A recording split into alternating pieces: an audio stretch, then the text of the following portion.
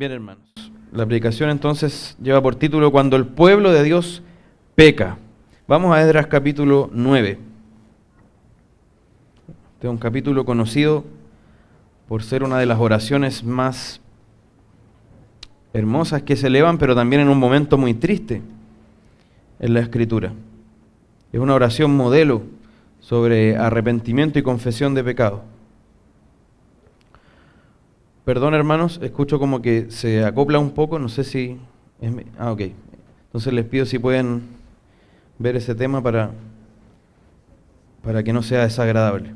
Bien, entonces, Esdras capítulo 9, vamos a leer de los versículos 1 al 4, y principalmente nos vamos a concentrar en los primeros dos versículos. Dice: acabadas estas cosas, los príncipes vinieron a mí diciendo: el pueblo de Israel y los sacerdotes y levitas no se han separado de los pueblos de las tierras, de los cananeos, heteos, fereceos, jebuseos, amonitas, moabitas, egipcios y amorreos, y hacen conforme a sus abominaciones, porque han tomado de las hijas de ellos para sí y para sus hijos, y el linaje santo ha sido mezclado con los pueblos de las tierras, y la mano de los príncipes y de los gobernadores ha sido la primera en cometer este pecado. Cuando vi esto, rasgué mi vestido y mi manto, y arranqué pelo de mi cabeza y de mi barba, y me senté angustiado en extremo. Y se me juntaron todos los que temían las palabras del Dios de Israel, a causa de la prevaricación de los del cautiverio. Mas yo estuve muy angustiado hasta la hora del sacrificio de la tarde. Amén. Gloria a Dios por su palabra. Bien, hermanos, para dar un poco de contexto debemos entender que el libro de Esdras nos relata el regreso del pueblo de Judá a su tierra. Quizás los más antiguos aquí recuerdan de qué se trata, pero probablemente algunos no están muy familiarizados. ¿Por qué relata el regreso del pueblo de Judá a su tierra? Porque el pueblo de Judá había caído en cautiverio, había sido invadido por Babilonia, esta poderosa nación que existió alguna vez, y esto fue un juicio de Dios hacia Judá, que había sido anunciado, que le fue profetizado. Varios profetas estuvieron allí llamando al arrepentimiento, ese llamado no fue escuchado, no fue acogido. El pueblo de Dios una y otra vez pecó, se rebeló contra la ley de su Dios. Entonces el Señor cumplió lo que Él le había anunciado en la ley de Moisés. En la misma ley de Moisés Él les había dicho: si ustedes se rebelan contra mí, si ustedes no siguen mis estatutos y ordenanzas, yo los voy a dispersar entre las naciones, decía.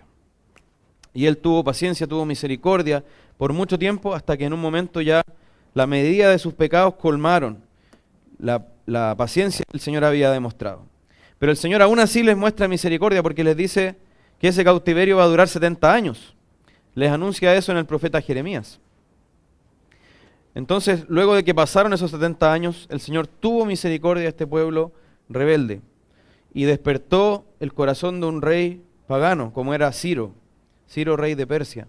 Y Él les permite volver del cautiverio, cerca del año 540 a.C.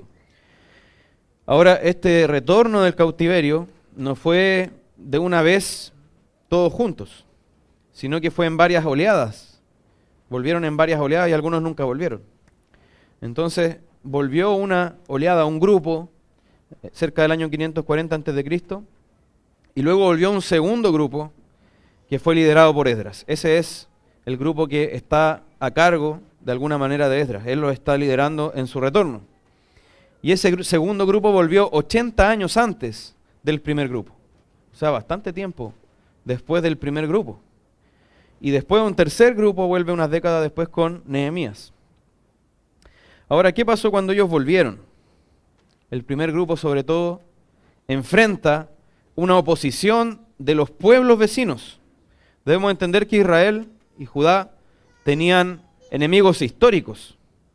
Eran los pueblos que los rodeaban, que durante todo su tiempo en que ellos habitaron allí, tuvieron conflictos. A veces los pueblos vecinos dominaban, otras veces el pueblo de Israel y de Judá posteriormente podían sobreponerse, pero estaban en ese conflicto constante. Entonces, ¿qué pasa cuando Jerusalén es invadida por los babilonios y es derribado toda la ciudad, es quemada la ciudad, derribadas las murallas y quemado el templo. ¿Cómo se debieron haber sentido los pueblos vecinos? Bien, ¿cierto? Porque su enemigo había caído.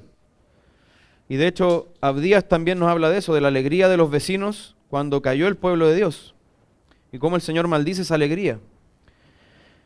Entonces, por otra parte, ¿cómo se deben haber sentido cuando volvían estos cautivos a reconstruir la ciudad? Por supuesto que ellos deben haber hecho todo lo posible, y lo hicieron, para que ellos no pudieran prosperar en esa tarea de reconstruir la ciudad, porque era un enemigo que se estaba rearmando. Entonces ya debieron enfrentar distintas amenazas a manos de los pueblos vecinos. Pero, ¿qué pasa en este capítulo, hermanos? Y esto es muy triste. Aquí ya no hablamos de la oposición desde afuera, sino que hablamos del pecado que nace en medio del pueblo. Y podríamos decir que eso es más doloroso y más terrible, porque surge en el seno del pueblo de Dios. Y nos habla también de la apostasía de sus líderes.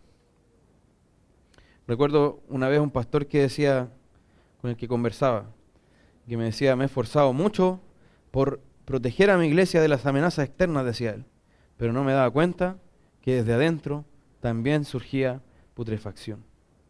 Tristemente el capítulo 9 inicia de la peor manera. Nosotros ya leímos los primeros versículos, pero nos damos cuenta de algo.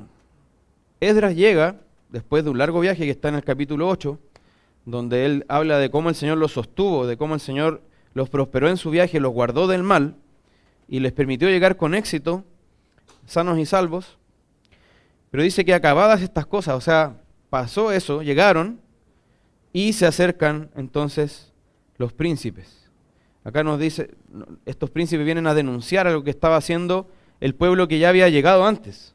O sea, esos que habían llegado 80 años antes, que ya habían estado ahí asentándose, habían caído en pecado. Eso es lo que le vienen a denunciar a Esdras. Él recién viene llegando, imagínense, hermano, eso. Él viene con todas las expectativas: vamos a reconstruir la ciudad, vamos a reconstruir las murallas, vamos a levantar Jerusalén de nuevo.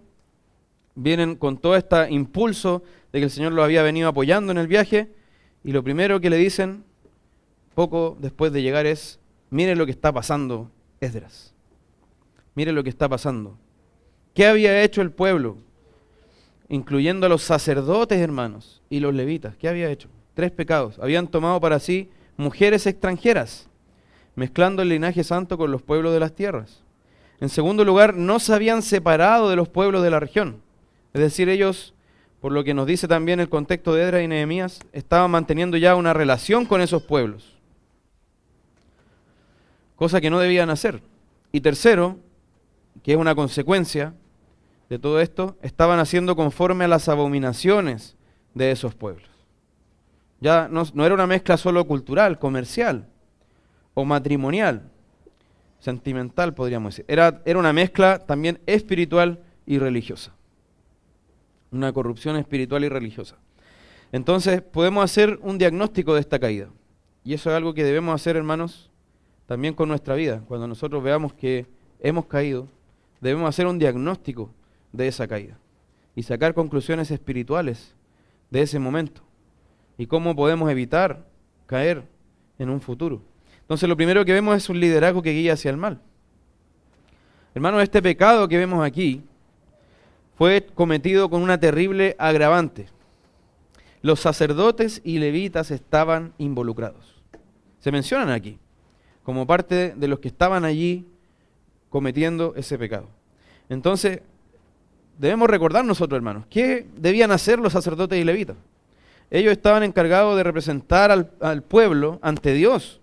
Cuando ellos, los sacerdotes, hacían un sacrificio, ¿qué estaban haciendo? Ellos estaban representando al pueblo ante Dios para la expiación de sus pecados. Estaban haciendo los sacrificios para el perdón del pueblo. Eran quienes debían encargarse del funcionamiento del templo, aquí especialmente los levitas, de la consagración y la santificación de los utensilios.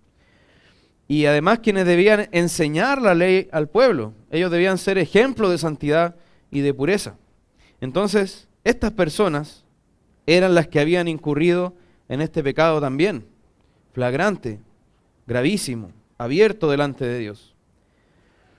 Y además nos menciona otro grupo, porque siempre en la Escritura vemos el liderazgo espiritual, sacerdotes y levitas, y vemos el liderazgo administrativo o gubernamental, podríamos decir, que eran los príncipes y gobernadores. Entonces el versículo 2 también nos dice que la mano de los príncipes y de los gobernadores ha sido la primera en cometer este pecado. Entonces el liderazgo del pueblo en pleno estaba pecando, había caído en pecado. Entonces vemos que todo estaba al revés. O sea, el liderazgo que debía guiar al pueblo para que aprendiera a luchar contra su pecado, lo estaba liderando hacia el pecado.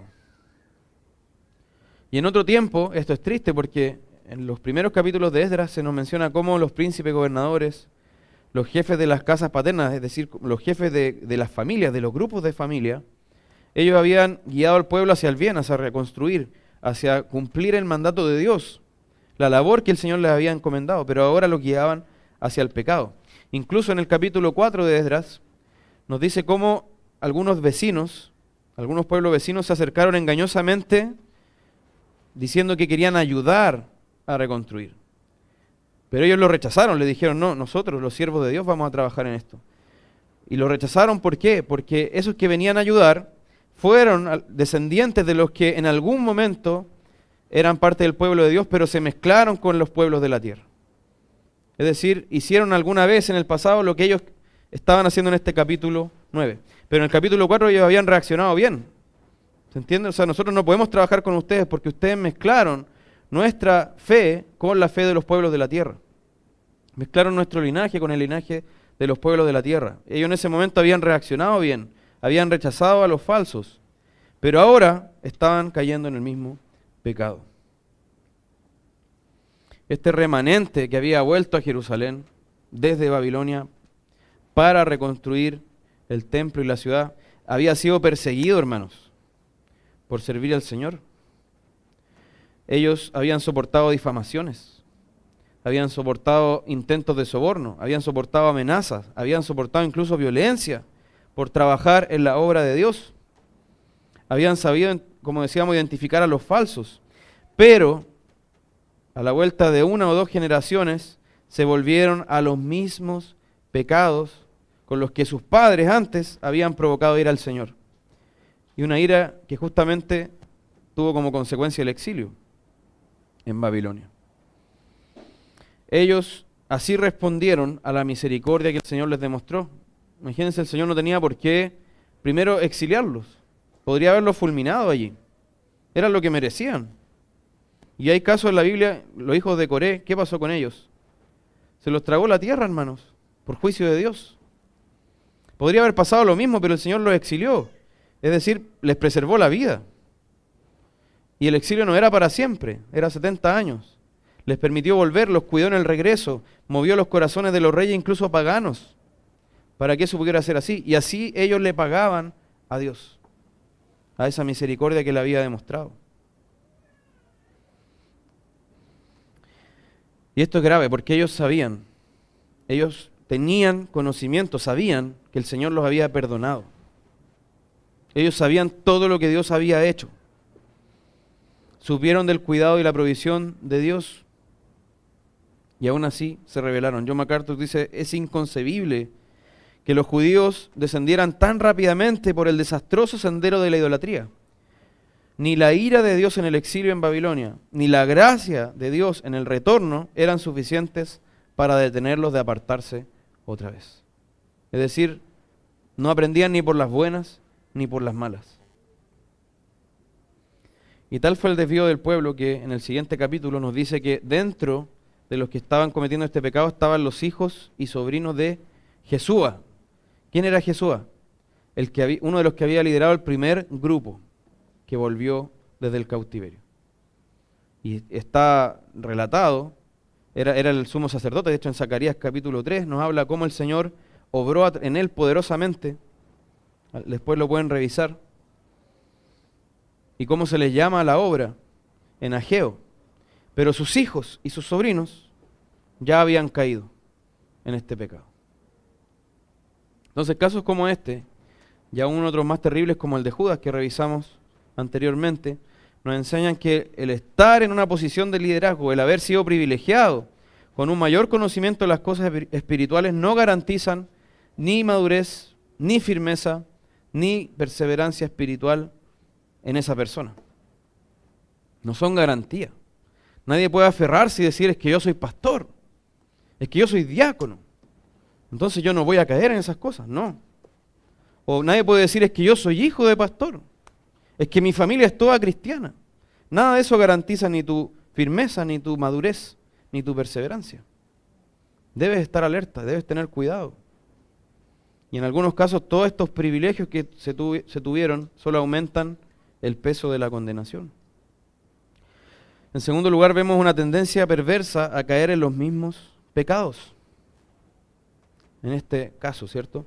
Porque, ¿qué ocurrió aquí, hermanos? Si ustedes leen desde Esdras capítulo 1 hasta el 8, que son los capítulos anteriores a este texto, ustedes van a ver otra cosa, van a ver como una progresión en ascenso. Va progresando el pueblo, va creciendo en madurez, va estableciéndose.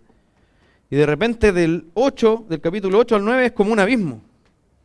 Y cae el pueblo, desde una cumbre a la que había subido. A todos nos hubiese gustado que Esdras terminara en el capítulo 8, con todo saliendo bien, con los sacerdotes y levitas consagrados, con los sacrificios realizándose tal como la ley lo demandaba. Este capítulo 9 pareciera que hubiera salido de otro libro, que no perteneciera aquí. Pero allí está este pecado surgiendo delante de nuestros rostros, impactándonos con su maldad. En Malaquías, quien profetizó más o menos poco después que Esdras o casi al mismo tiempo, nos dice que algunos judíos habían roto sus matrimonios para unirse con las hijas de un dios extranjero. Nos predicó esto nuestro hermano Pablo cuando hizo la serie de Malaquías. Algunos también especulan que esto fue con propósitos comerciales, para sacar ventaja de esas personas, es decir, haciendo relaciones de comercio. Pero vemos que este pecado está de alguna manera enraizado en el pueblo de Israel y en el pueblo de Judá. Desde Números 25, es decir, cuando ellos ni siquiera han llegado a la tierra prometida. Ahí vemos que ellos se mezclaron con las mujeres de Moab. ¿Se acuerdan después del incidente con este falso profeta Balaam? Ellos se mezclan con las mujeres de Moab y empiezan a adorar a su dios Baal Peor. Y eso desata la ira de Dios sobre este pueblo que ni siquiera había llegado, hermanos, a la tierra prometida. Estaba todavía en este viaje, después de haber salido de Egipto, con todas las maravillas que ocurrieron en el camino, habiendo visto ese poder de Dios manifestado de esa manera única. Ellos ya desde ese momento habían caído. Una vez entrados en la tierra, en el tiempo de los jueces, de nuevo vemos este pecado una y otra vez. Jueces 3, 5 al 7 dice: los israelitas vivían entre cananeos, hititas, amorreos, fereceos, heveos y jebuseos. Fíjense, los mismos grupos que se mencionan en este capítulo 9. Se casaron con las hijas de sus pueblos, dice.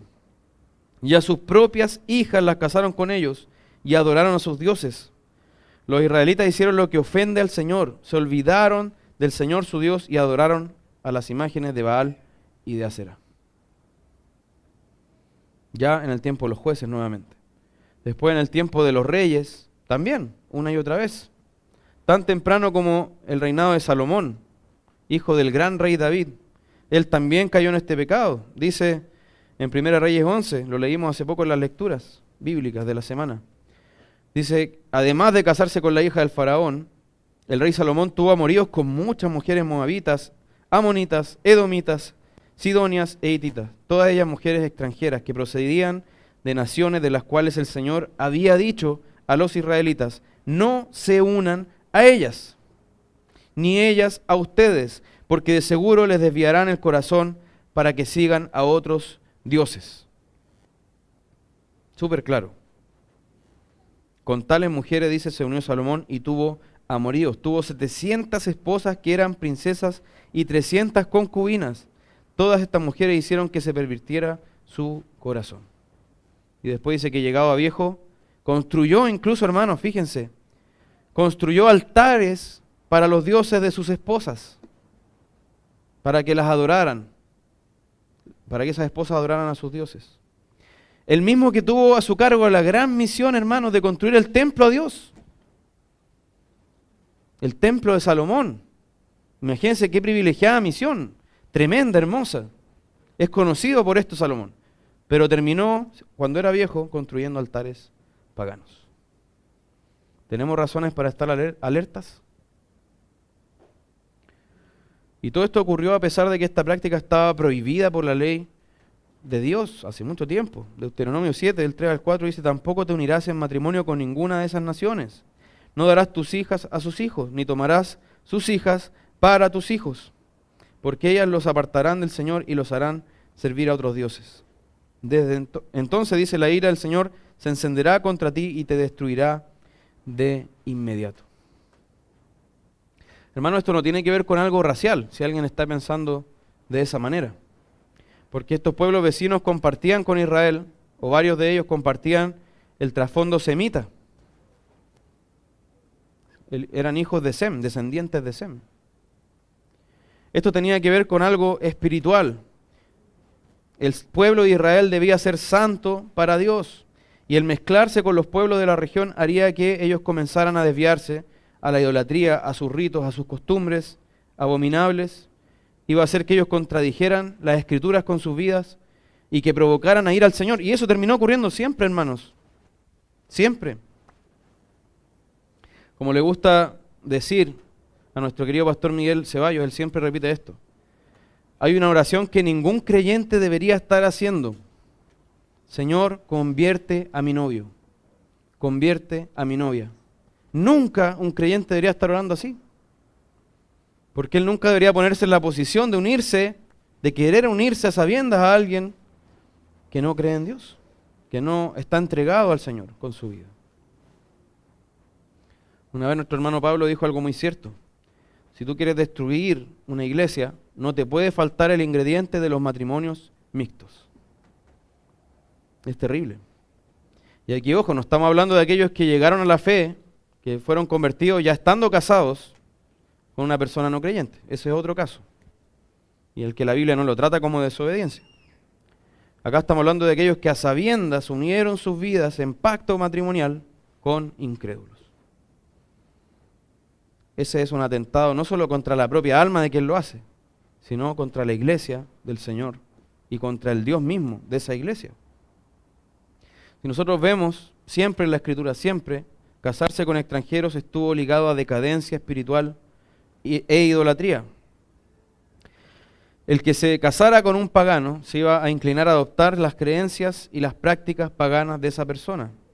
Si era tan insensible para desobedecer ese mandato abierto de Dios, si era tan débil su espiritualidad para desobedecer de esa manera, tampoco iba a poder mantenerse estando ya casado, tampoco iba a poder mantenerse firme en su fe ante la idolatría de sus cónyuges. El Nuevo Testamento dice a los creyentes: no os unáis en yugo desigual con los incrédulos. 2 Corintios 6, 14. Tales matrimonios no pueden tener unidad en el asunto más importante de la vida, que es el compromiso y la fe al Señor, la consagración al Señor. ¿Cómo dice la Escritura, cómo describe el matrimonio? Es una unión en una sola carne, en un solo ser. Es una unión en cuerpo y en espíritu. ¿Cómo te puedes unir de esa manera a alguien que está muerto abiertamente en sus delitos y pecados? No vas a poder tener nunca una unidad en lo más importante del matrimonio, que es su relación con el Señor, que es lo que los une finalmente. El amor puede tener altos y bajos, las emociones pueden subir y bajar, pero el pacto con el Señor es lo que mantiene unido un matrimonio. Es el hecho de que ellos están unidos primero al Señor y después entre sí. ¿Cuántas veces, hermanos, hemos visto personas que se acercan a la iglesia de una u otra manera, empiezan a asistir, están recién andando, pareciera que están recién andando, y son seducidos por una relación con una persona no creyente? Y se meten en esa relación y desaparecen de la iglesia.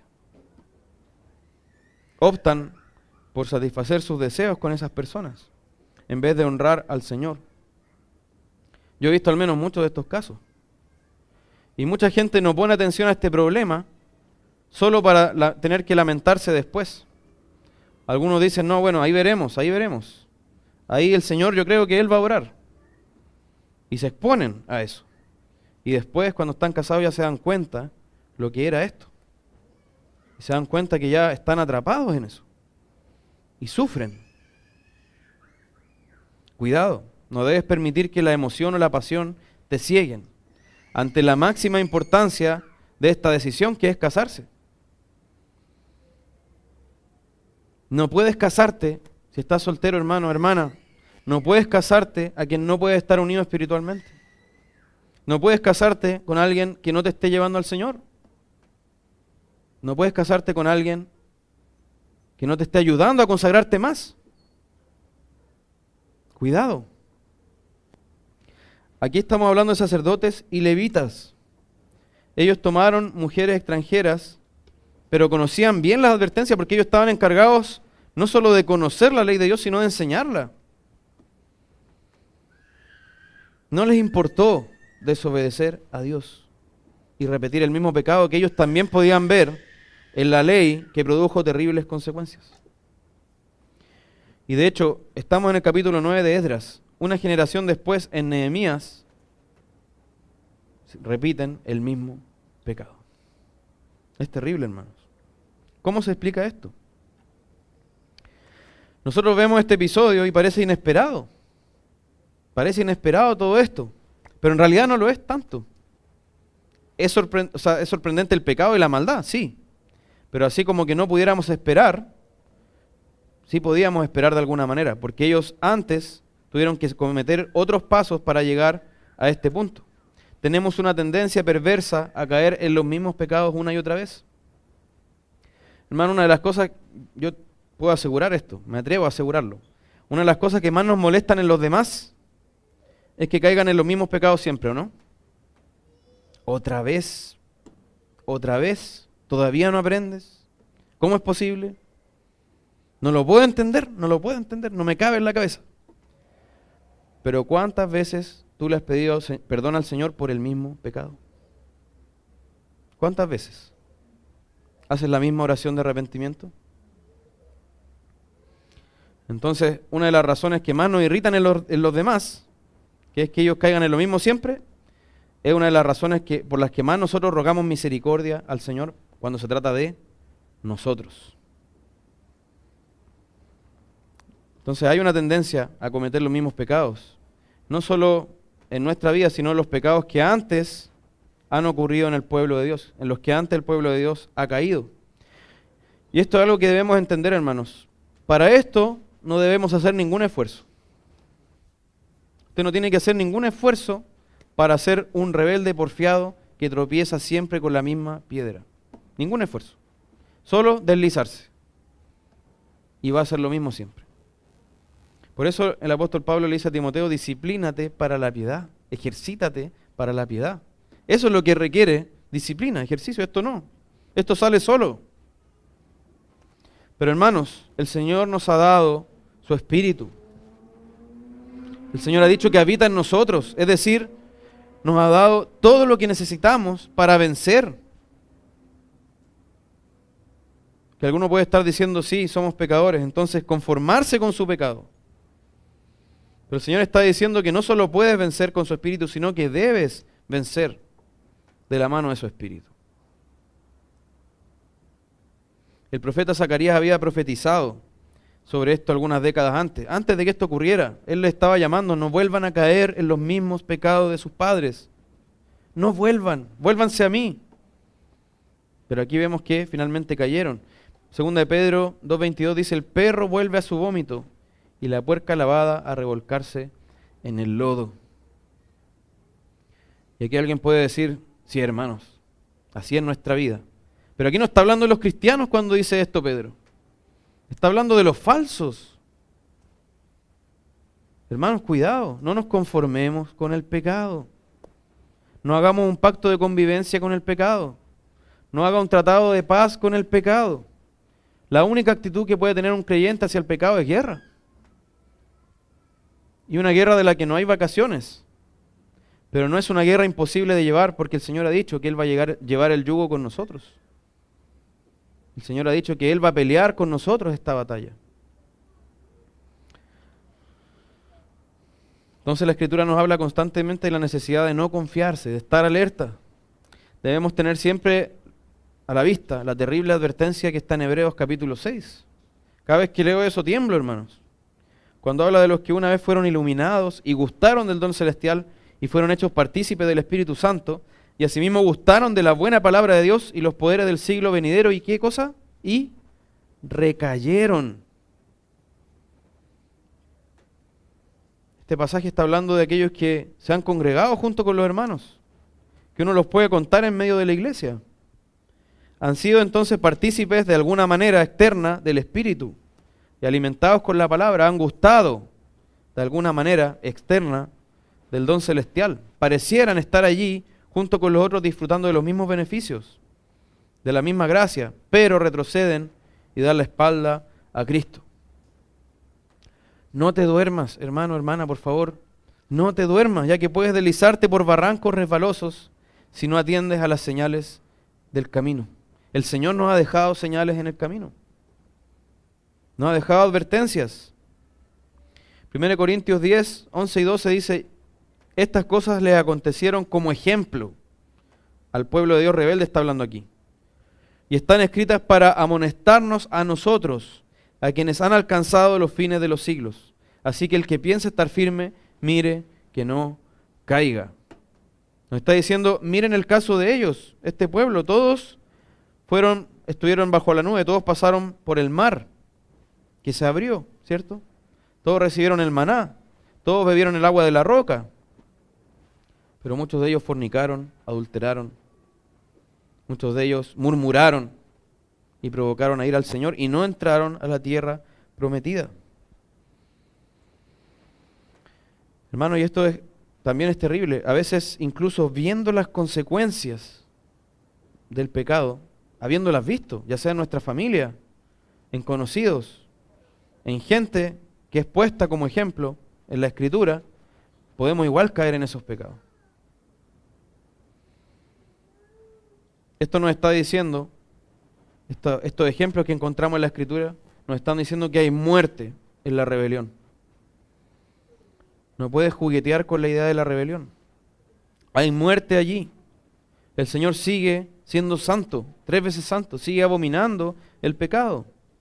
Aunque ahora no se trague la tierra a las personas vivas, como la rebelión de Coré, que quede tan claro que fue un juicio. Pero el Señor sigue siendo ese Señor santo, 3 veces santo. Hermanos, muchos fueron puestos por escarmiento. Hablábamos cuando nos referimos al caso de Judas, como esas señales de los neumáticos en los barrancos que salen del camino, que muestran que alguien frenó, pero que no pudo evitar salirse del camino. ¿Se acuerdan de eso? Que están ahí esas señales y uno las ve y dice, wow, alguien anduvo muy rápido por acá y salió disparado hacia abajo. Así también muchas personas han sido puestas por escarmiento por Dios, para que nosotros las veamos y digamos, cuidado, allí no puedo terminar yo también. Debo estar alerta.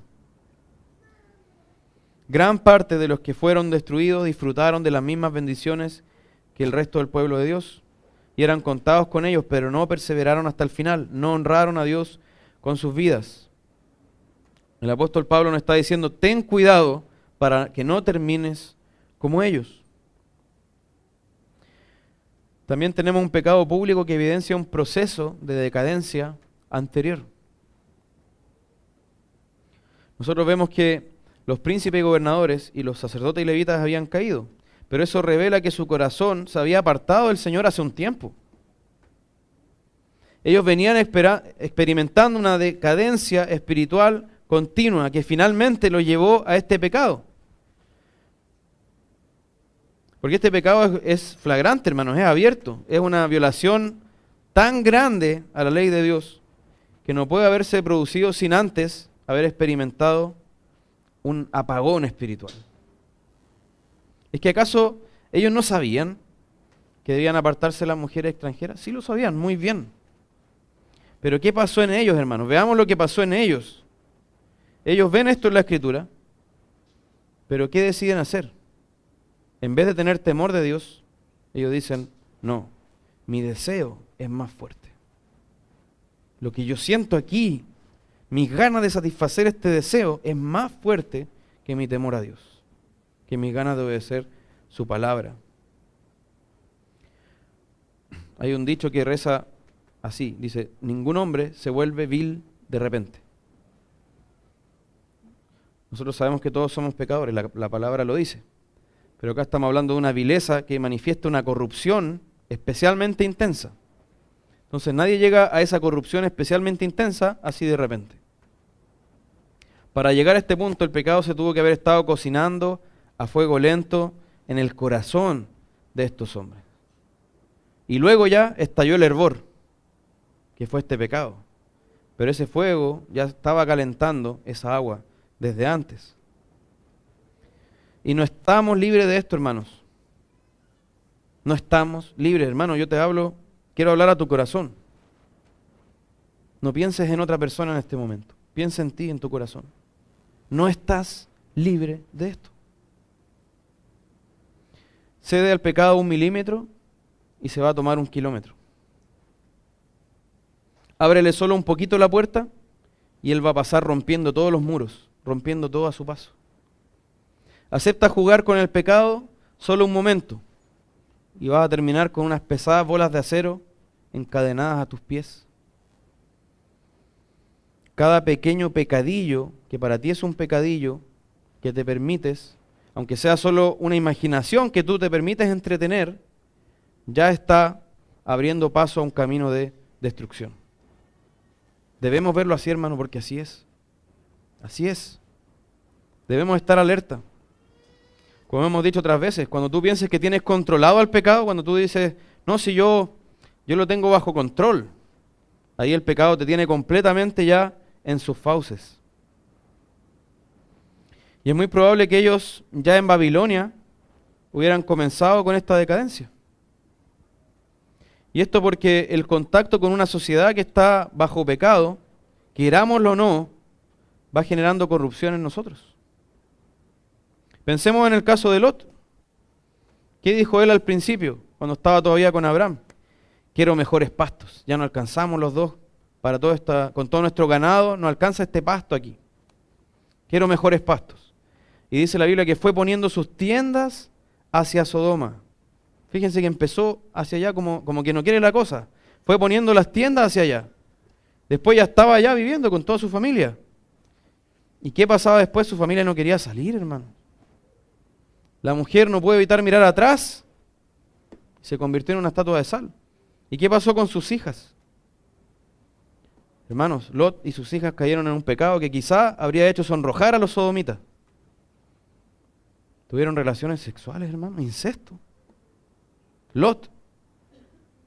Todo empieza con ir poniendo sus tiendas hacia Sodoma. ¿Somos mejores que Lot? ¿Seremos mejores que estos sacerdotes y levitas que tomaron mujeres extranjeras para ellos? ¿Estaremos libres de caer en lo que ellos cayeron?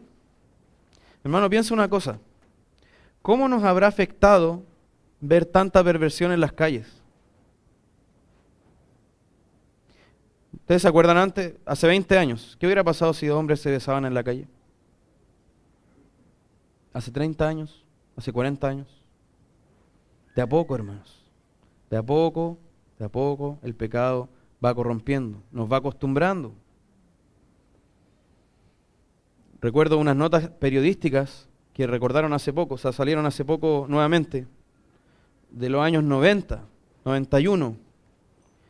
Y estaban los senadores y diputados, hermanos, escandalizados. La gente estaba escandalizada, la sociedad escandalizada por una decadencia moral que veían. Hermanos, ¿cuál era esa decadencia moral? Busquen esas notas. Que los jóvenes se besaban en las plazas y se revolcaban en las plazas en el pasto. Hermano, eso hoy día parece parte del paisaje. En ese tiempo estaban escandalizados, horrorizados, hermano, preocupados por la decadencia moral. Entonces, ¿cómo nos habrá afectado a nosotros ver tanta perversión en las calles, en las películas, en las canciones, en la televisión? ¿Se acuerda antes que antes ponían un pitito cuando alguien decía una grosería? Ahora, hermanos, a las 10 de la mañana. Están hablando, parece su boca un vertedero. ¿En qué medida te has acostumbrado al pecado? Toda aquella información en tu mente de tus pecados pasados, lo que has visto en los medios que hemos mencionado, lo que has oído, lo que has hecho, lo que has visto a otros hacer, ¿ha hecho que el pecado no te parezca tan malo? ¿Ha hecho que quizá ya te parezca algo con lo que puedes convivir y puedes tolerar? El apóstol Pablo resuena con fuerza: el que piense estar firme, mire que no caiga. Cuidado, hermanos. Todos los cristianos llevamos marcas y cicatrices en nuestro pensamiento por el hecho de haber crecido y vivido en una cultura que está bajo el maligno. Pero el conocer las Escrituras y meditar en ellas nos va a hacer conscientes de que llevamos esas marcas y esas cicatrices en nuestro corazón, en nuestro pensamiento. Y va a permitir que el tejido de nuestra mente se vaya regenerando. A medida que conocemos la verdad, esa palabra de vida va actuando en nosotros. Pero nos hacemos mucho daño, hermanos, si nosotros simplemente asumimos que la forma en que pensamos es correcta. Porque yo le puedo asegurar que aún si usted lleva años de creyente, muchos años, todavía va a tener formas de pensar que no son las correctas, que son del mundo. Usted debe tomar su mente, su corazón y examinarlo, ponerlo al espejo con la Escritura y ver lo que la Escritura dice de su forma de pensar, de su forma de vivir, de sus pensamientos. Porque el daño que nos hagamos, hermano, con esta forma se va a extender a nuestra familia, a nuestra iglesia y a nuestra sociedad. Nuestro corazón está inclinado al mal. Eso debemos asumirlo, debemos conocerlo. Necesitamos que las Escrituras nos enderecen nuestro pensamiento, nuestro corazón. Y en esto no podemos rendirnos. Entonces, por último, tenemos algunas lecciones que nos deja esta caída.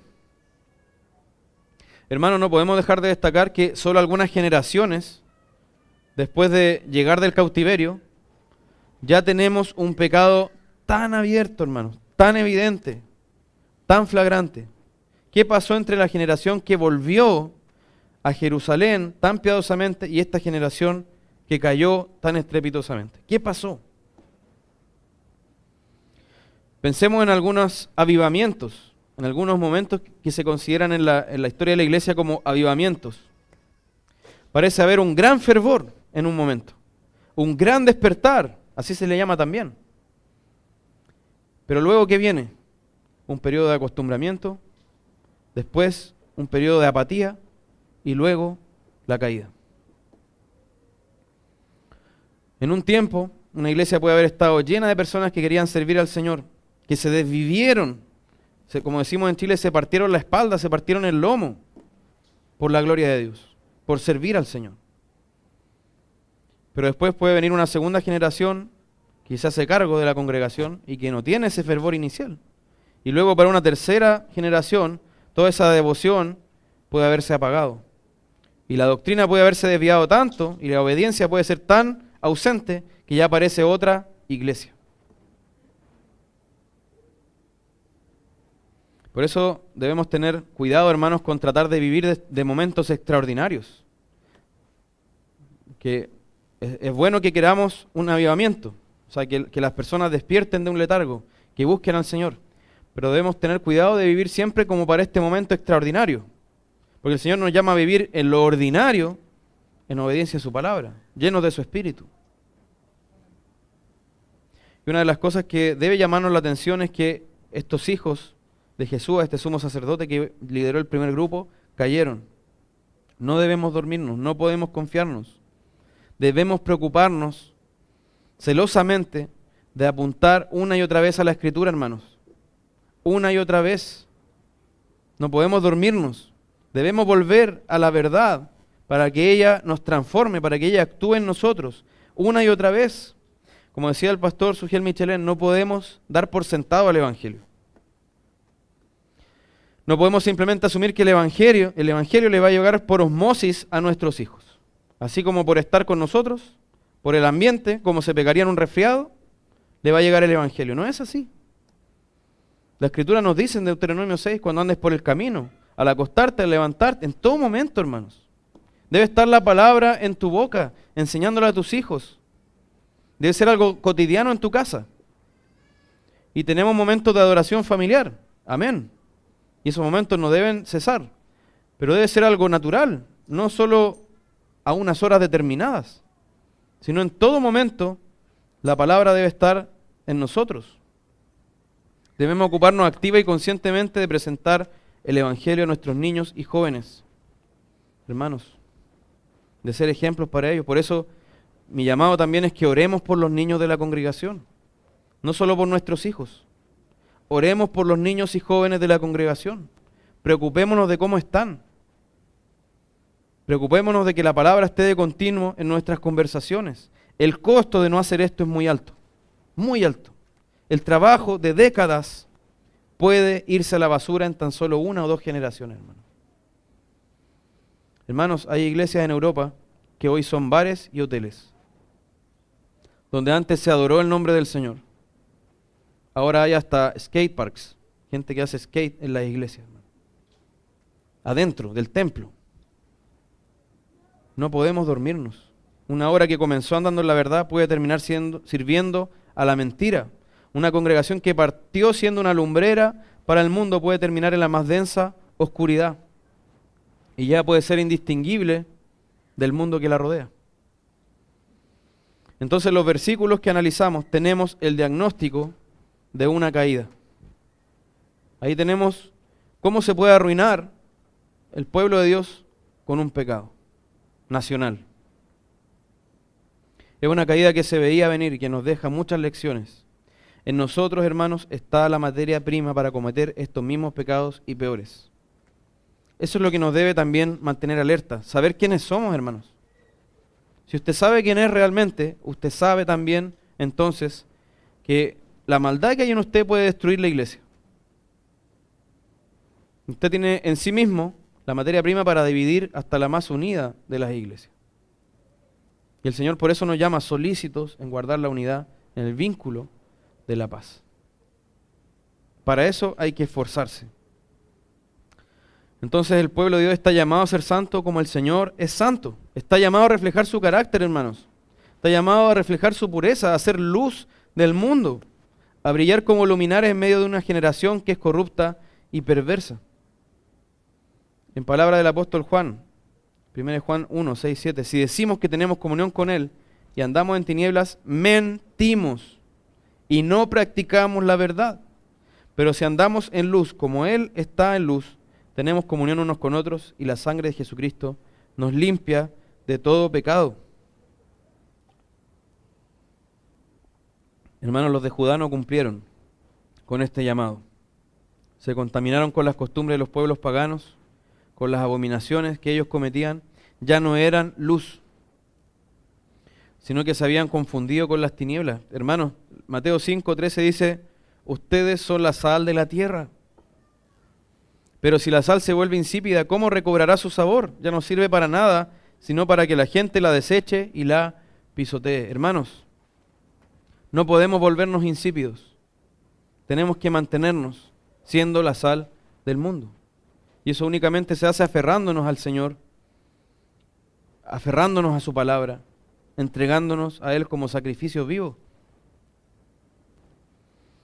Hermanos, la palabra dice en Efesios 4, esto pues digo y requiero en el Señor, que ya no andéis como los otros gentiles, que andan en la vanidad de su mente, teniendo el entendimiento entenebrecido, ajenos de la vida de Dios por la ignorancia que en ellos hay, por la dureza de su corazón, los cuales, después que perdieron toda sensibilidad, se entregaron a la lascivia para cometer con avidez toda clase de impureza.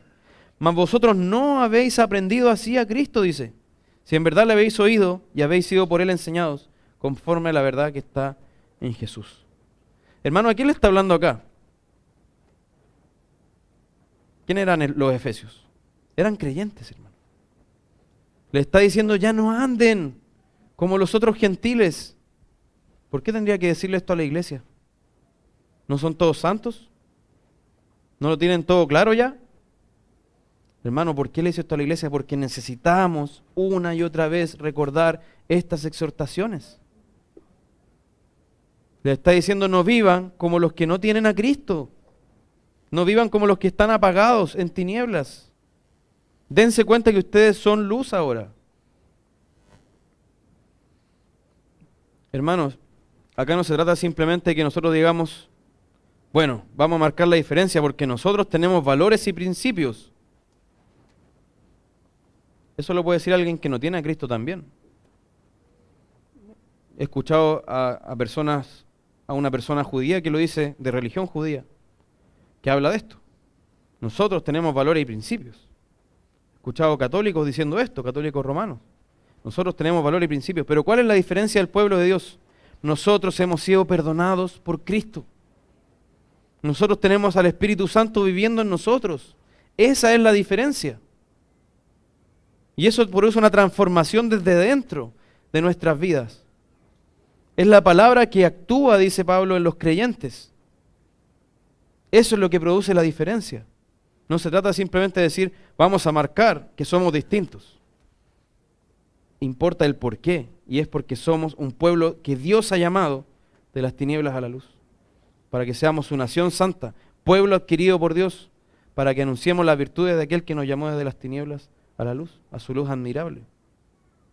Esa es la diferencia. Nosotros sabemos que Cristo nos perdonó, que nosotros merecíamos la ira eterna, pero Él entregó su vida, el justo por los injustos, para llevarnos a Dios. Y ese amor que ha demostrado Dios hacia nosotros es el que nos mueve. Ese amor de Dios debe ser el motor de la iglesia. Y debe ser lo que nos motive para estar alertas. Dice 2 Corintios 5:15, por todos murió, para que los que viven ya no vivan para sí, sino para aquel que murió y resucitó por ellos. Esa es la razón para vivir en obediencia. Cristo murió por nosotros. La razón no es para que nos ganemos a Dios, sino porque ya Dios nos ha amado. Él nos amó primero. Dios vive en nosotros. No vivamos como quienes no le conocen. No nos unamos en yugo desigual con quienes aman las tinieblas. Tenemos el deber de ser salados, de preservar de la pudrición, de la corrupción a la sociedad en la que estamos, de ser baluartes de resistencia contra el pecado y la maldad, de brillar predicando la palabra de Dios, la antorcha encendida en un mundo que está dominado por la oscuridad. Si esto te es completamente ajeno, te invito a venir a Cristo. Te invito a rendir tu vida a Él. Si ves que tu corazón nunca ha sido transformado, que nunca ha sido impactado, ven a Cristo. Él nos llama hoy. Buscad al Señor mientras puede ser hallado. Llámenle mientras está cercano. Todavía Él tiene sus brazos extendidos. Hermanos, y aún si hemos caído, muchas personas se preguntan, a lo mejor no soy escogido, a lo mejor el Señor nunca me ha llamado. Hermano, tienes un solo camino, ir a Cristo, postrarte a sus pies. Es tiempo de despertar entonces, es tiempo de estar alertas, es tiempo de arrepentirnos y es tiempo de luchar contra nuestra maldad. Pero porque Cristo nos ha perdonado, porque Cristo nos ha amado y porque su Espíritu vive en nosotros. Amén.